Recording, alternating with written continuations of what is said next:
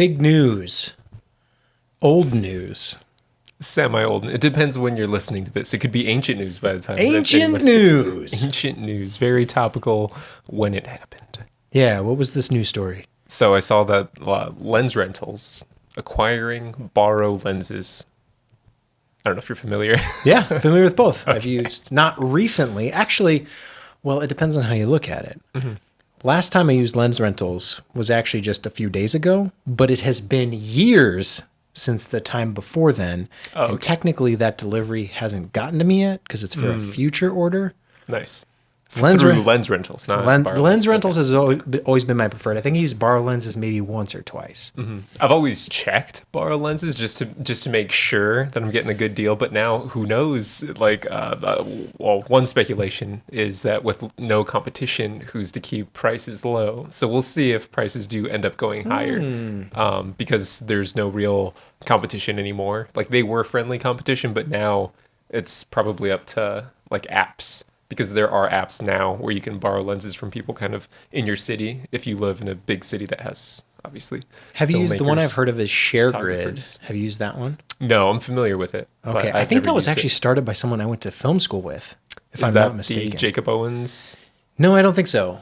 No. He might have something different, but no, this was a different classmate in film school, I believe, had something to do with either starting the company. I could look into it a little. I should have been more prepared. I didn't know we were going to talk about ShareGrid. Oh, you brought it up. I brought it up. Yeah, I know the guy who started it. Do you? Know nothing about it. Not at all. No, I always went with LensRentals because back in the day, you would rent from a shop, a local place, right? Camera would be like a Red package, an Alexa package. I don't know, $1,000 a day. $2,000 a day. But that's filmmaking equipment. That's very top tier. Sure, but anything would be per day. You'd have the day rate. LensRentals was the same price for a week. So I said, well, that's obvious. I'm going to go with that. Because we used to rent the Ursa Mini a lot. I'm trying to think of other things we would rent frequently or frequently enough. Mostly the Ursa Mini. A lot of the things that I've done, especially for like my side projects, I guess, were mostly just lenses though. I've never really rented like bodies of cameras like you're talking about, like renting a Red package. Most of my personal, I guess, I don't know, rentals have strictly been lenses. So you were taking these companies, you were using them as their brand says, LensRentals, BorrowLenses. Yeah. But that's the beauty of it. They had lenses and so much more. Right. Lighting equipment. I want to say we rented a light maybe once or twice. Oh yeah, there's a ton of options. The acquisition of BorrowLenses. I was just reading an article talking about over 400,000 pieces of gear, not strictly like lenses and cameras. I think it's like 6,000 like lenses or so. But when it comes to like just the whole inventory, right, inventory wise, and of course, BorrowLenses was much more of a like.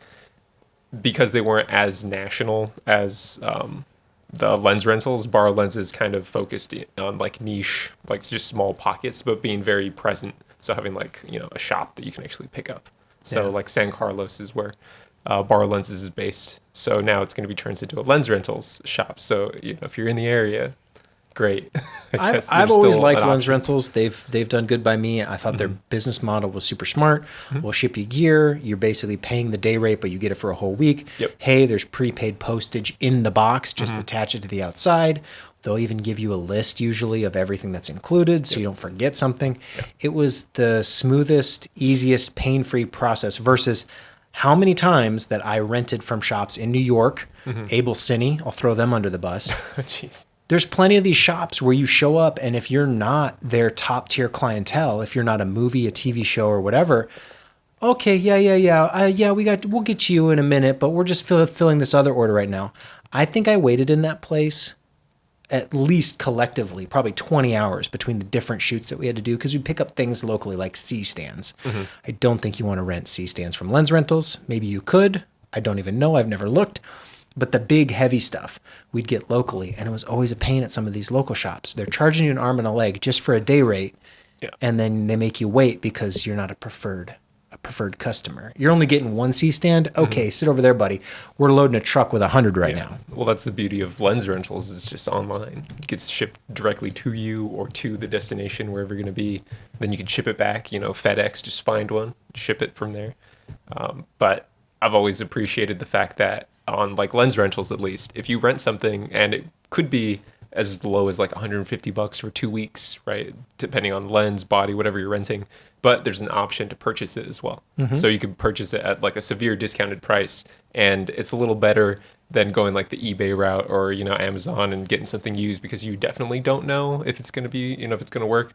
But at least the LensRentals route, you're saying, well, I'm going to test it for like 2 weeks. And if it lasts a couple of shoots, then I know it works. And then you can purchase it that way. Yeah, you're getting the used discount, but you're also having that like actual experience. The experiment, kind of give it some testing, which is what I've always used LensRentals for, because there's a lot of people, I don't know if this is common knowledge or people don't talk about it that much.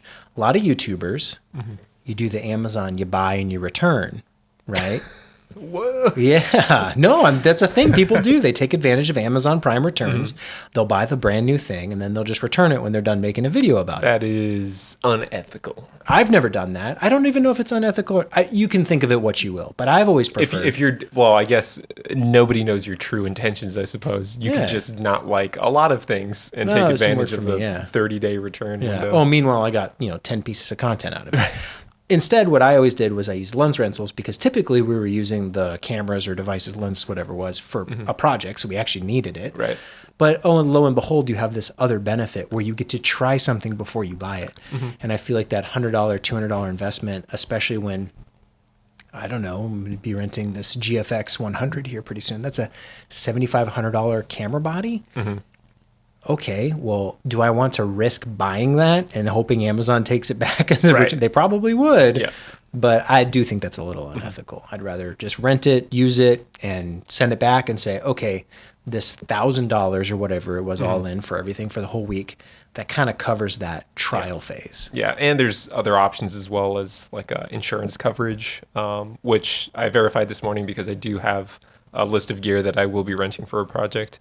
But I was curious. I was like, does, how much of this actually does it cover? So I ended up calling them just to figure it out. And surprisingly enough, the insurance covers, well, you can like different tiers, but it goes up to like, damage and theft, which is like a little bit more money. Is that, they call it Lens Cap? Yeah, Lens Cap. And Lens Cap Pro is the one that's theft?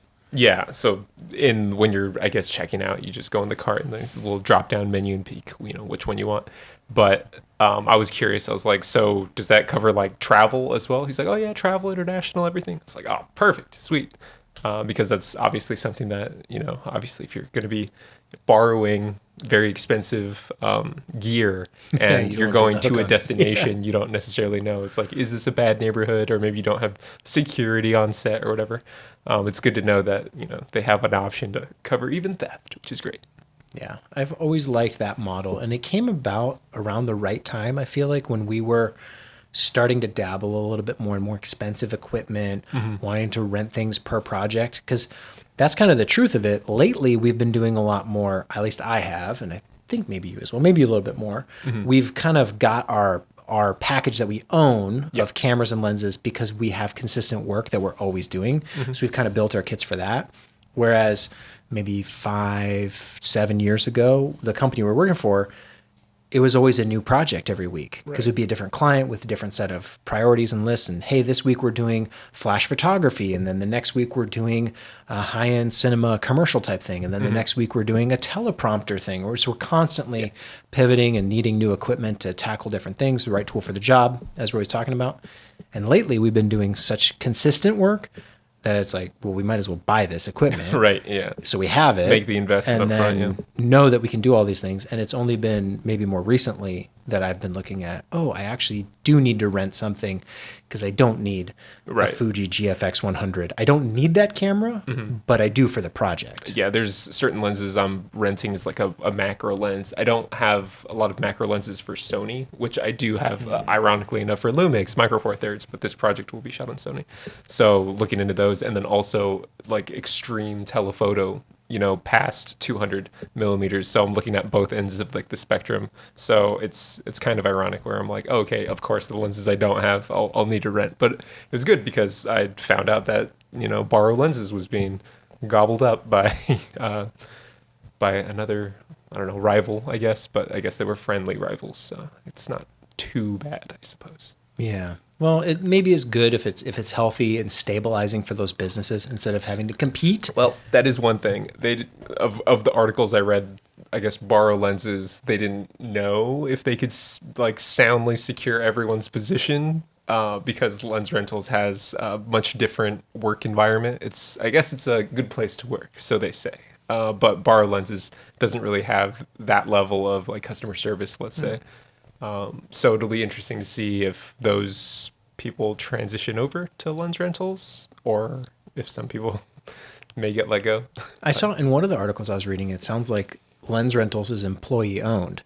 Yes. So that is some kind of benefit, I guess, if you work there. Yeah, and I don't know, maybe this is a thing, but maybe employee owned means that they treat the customers better, perhaps. Yeah, Who knows? I don't know. Maybe they take a personal like responsibility. There's always opportunities to, take the shortcut and kind of make a little bit extra money at the expense of the customer. Yeah. But Which I will say, when I called customer service, that guy didn't sound the happiest. But who knows? It was early. I was probably the first call. It was like 9 o'clock. I was like, hello? There's certainly your pro shops where you can rent and get things if you're in a major market and you can get the expensive stuff at an expensive premium price. Second to that is LensRentals, and they'll ship you stuff and you have it a little bit longer, same price. And then I think it's ShareGrid, and maybe there's a few other options where it's basically you can rent from other people in the local market. Actually, a friend of mine was looking for a local rental. It was a last minute project, needed a camera quick, got on one of these apps, was looking for a camera to rent, and ended up renting it from our other friend who we both know through the app. Wow. That's and was kind of suspected, was like, wait a minute, I think I know you. I know you. They're like, oh, yeah, I'll help you out. So it's really cool that all this technology connects us and gives second life to cameras and lenses that maybe you're buying, it's sitting on your shelf. Hey, rent it out. Let someone else use it for a day or two. Make some money off of it. It was an investment. They can use it. You can reap the reward, that kind of thing. Which is kind of funny because every now and then I'll see like somebody post in their story, like, I need this camera body or I need this lens for an upcoming project. If anyone knows, like, can you DM me or. So I've been in a couple of those situations where somebody contacts me randomly, just like, hey, I heard you have this strobe. Would it be possible if you could like rent it to me? Because there are situations where, like, let's say, like you are on a shoot and like in this situation, this is what happened. Their strobe went out and they were like, there's no rental house where we can get these from. So then it became a situation where they were just like all of a sudden like on social media. Does anyone in this network know anyone who has this exact strobe to fit with our kit? And it just so happened that somebody knew me and was like, I know somebody, let me see if I can connect you. So of course the importance of just being in your local filmmaking community as well. So you don't necessarily have to rely on a ShareGrid or a LensRentals.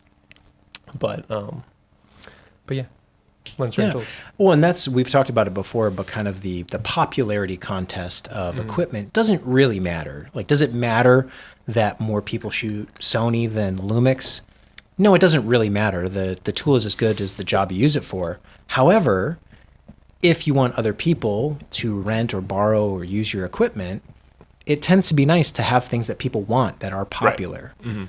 So finding that balance is always up to the individual, but I do think that's an added benefit that people don't really think about when they're buying equipment. They're like, what are the specs? How's this going to help me?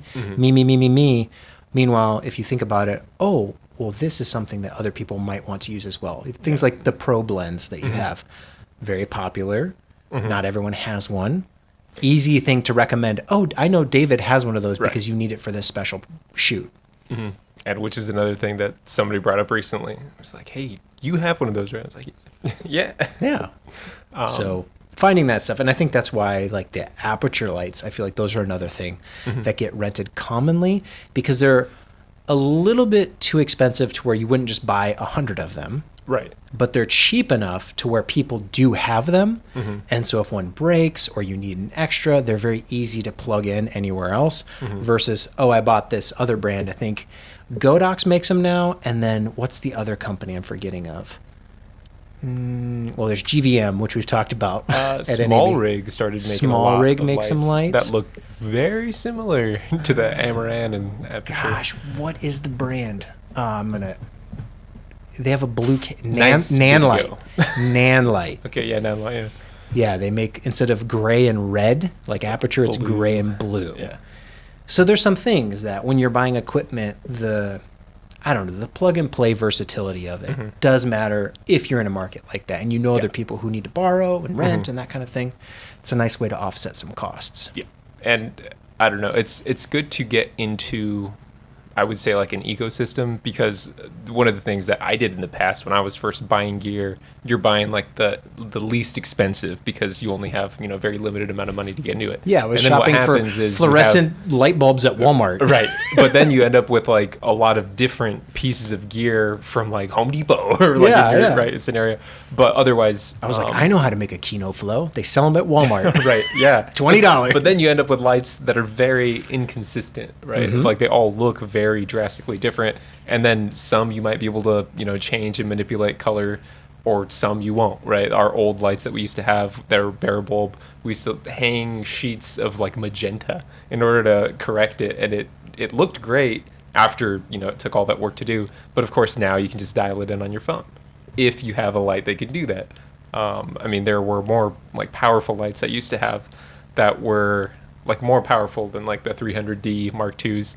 But it just had like a weird color and there was no good way to fix it without gelling it, but it was too bright, and in order to gel it would have just been very difficult.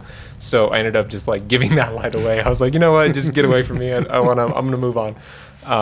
But if that was your only light, that'd be fine. But because I like to use lights a lot and like shape light, and I'm very like nerdy when it comes to like making sure that every light is, the same color temperature, because you don't want like a money image.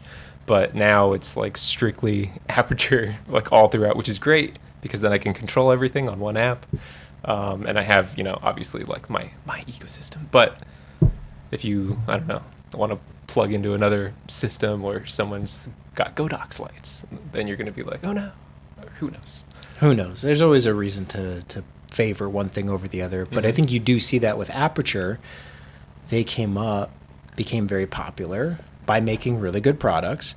And now they charge that premium for that brand name because they know people like you and like me are going to go with their preferred thing because it just fits in the kit as part of everything else. And that's an earned benefit, I'd say. They've earned that right to charge a little bit more. But if you're looking for something more affordable, those do exist. I would imagine Small Rig, Neewer, Godox, Nanlite, they're all trying to be competitive. In a lot of ways, they're probably mostly the same parts. If you make a good enough product, it will get people to be like really stuck into your ecosystem, which is good and bad, because that does happen like with cameras, right? For instance, it's like you can be heavily invested in like lenses and all that, but then like, Canon, if you have EF class, then you're like, oh no, when they moved up a body, then you need an adapter, right? And all these things that have to like come with forcing, keeping your older gear. But eventually I feel like you just have to like cut ties with your old gear in order to upgrade. It just, in certain aspects it is a lot more expensive. So with lenses and bodies, much more expensive than lighting, because lighting keeps getting less and less expensive, which is really, I don't know. I've enjoyed seeing the prices because they used to. Wait. You said it keeps getting less and less expensive. Oh, yes. I see what you're saying. Yeah, the prices so like are coming the Amaran, down. Yeah. So like the Amaran lights, for instance, are less expensive, but it's like still much like, I don't know, higher quality than we ever used to have. So when people see them, it's kind of funny when people have their initial reaction. Like when they just get into filmmaking or whatever and they make a video like talking about, oh, well, it's $300, but then they're like, oh, it's made of plastic. But it's like, but have you like really used it? And like, how do you treat your gear? Because the way we treat our gear, it's kind of funny watching somebody who if they don't own the gear, watch somebody who doesn't own gear and how they treat it versus somebody who does own it, because obviously you're going to treat it with like much more like care, especially when you're packing things up. Because we've worked with like freelancers in the past that if they're using your gear, you kind of have to like watch them, because your cords are going to be bent a certain way. They're going to try to close the Pelican case and have your cord sticking out and, you know, fray something. So it's very interesting how people like treat things, but like that, I don't know, their initial reaction to seeing something made of plastic, they're like, oh, there's no way that's going to be, you know, of any quality. It's like, well, just don't treat it like crap, and yeah, it'll last. Take care of it. Yeah, it'll last. Well, LensRentals, BorrowLenses, hopefully it's a good match, a good pairing, and hopefully they can be stronger and still keep the same high quality, low price. Yeah, we'll see.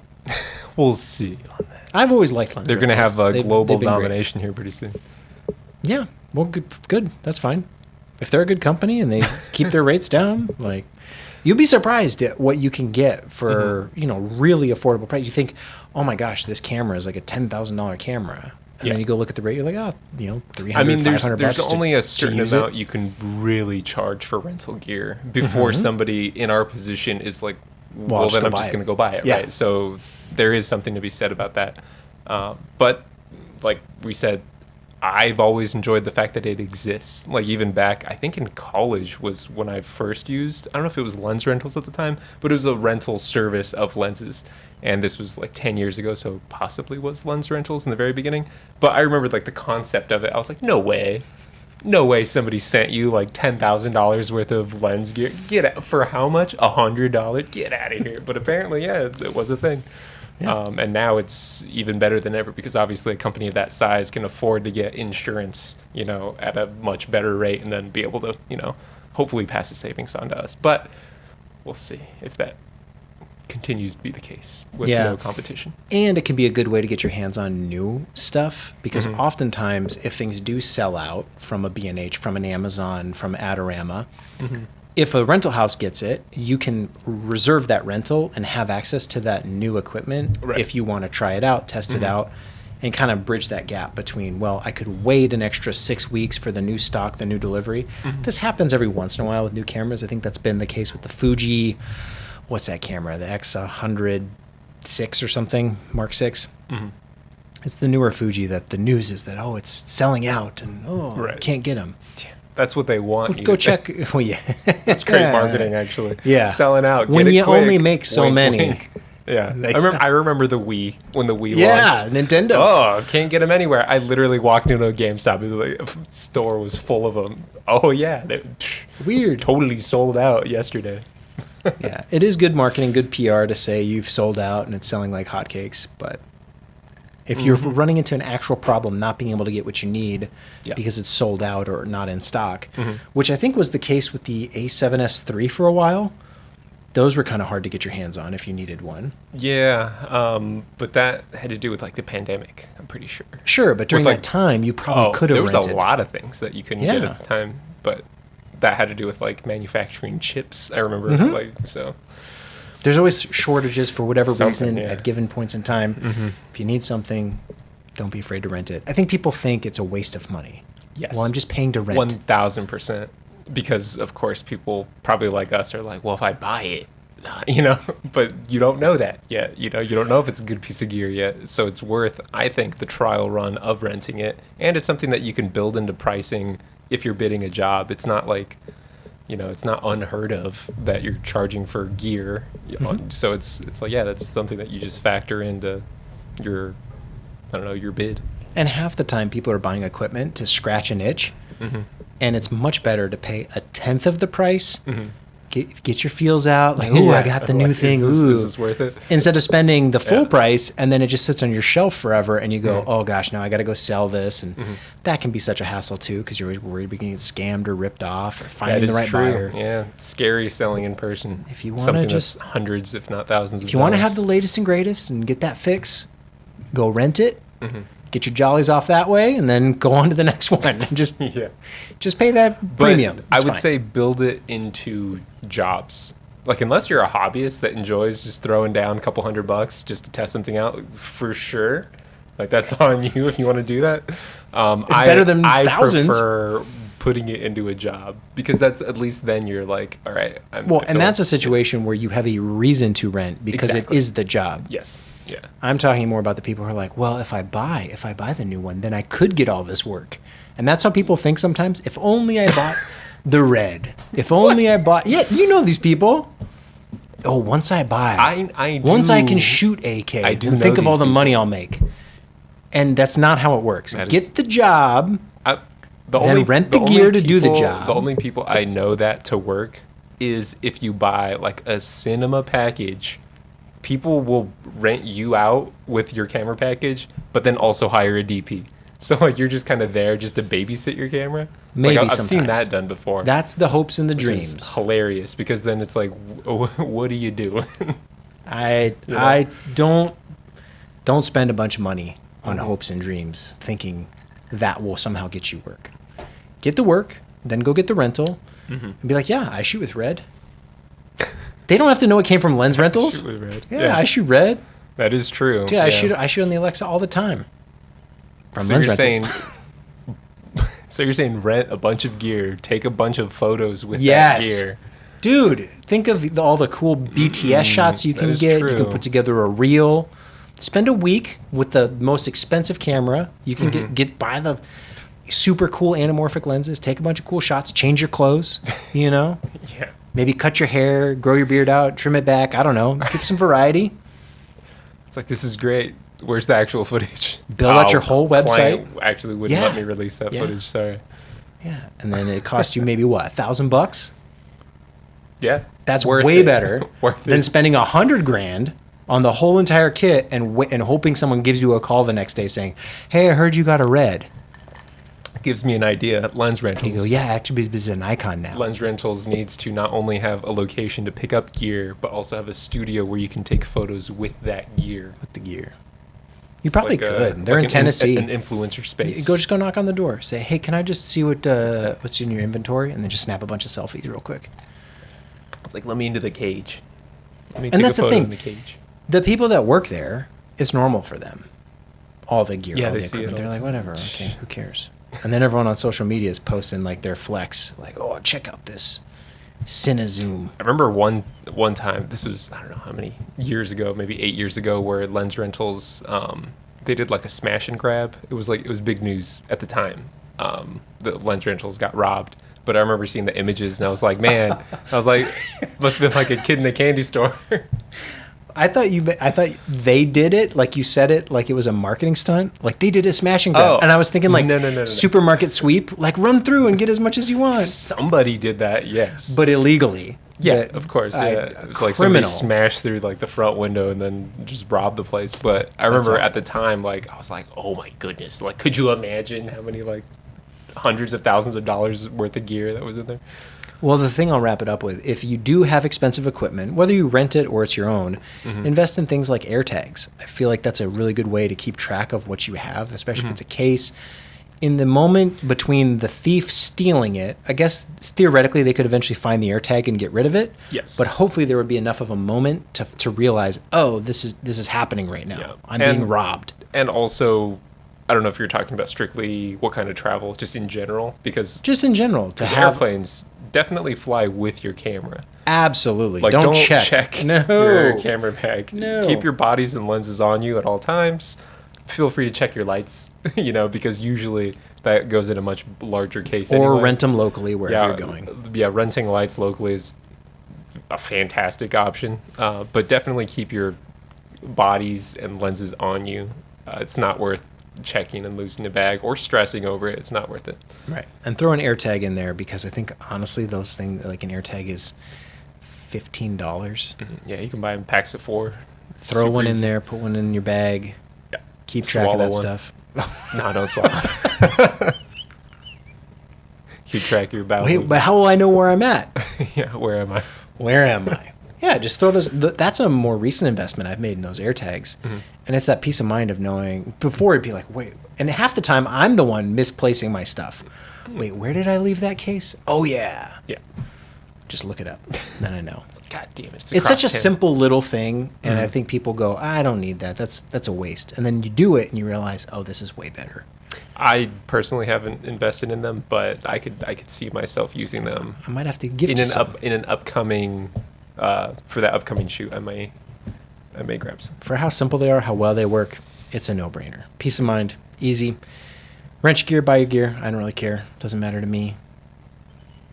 BorrowLenses, LensRentals. It matters to them. Okay. Yeah, I'm sure. I'm sure it's quite the shake-up over there. But hopefully Yeah, it all honestly. settles smoothly. The dust can settle, and they can all keep their jobs, hopefully, and continue renting amazing equipment. I love that we live in this world where we have access to such premium products at really reasonable rates, all things considered, compared to back in the day when these services didn't exist and you were paying thousands per day Yeah. just to have a lens, just to have a camera body, just to have a light. Yeah, and honestly, it could be worth it just to rent something just to become proficient in it. Like I know I was talking about earlier, just like, yeah, definitely build it into a job, but also just renting a camera just so you know how to operate it, maybe not the worst, expense. It could be $100 for a few days. Just go through every option, every, setting, get to know the camera.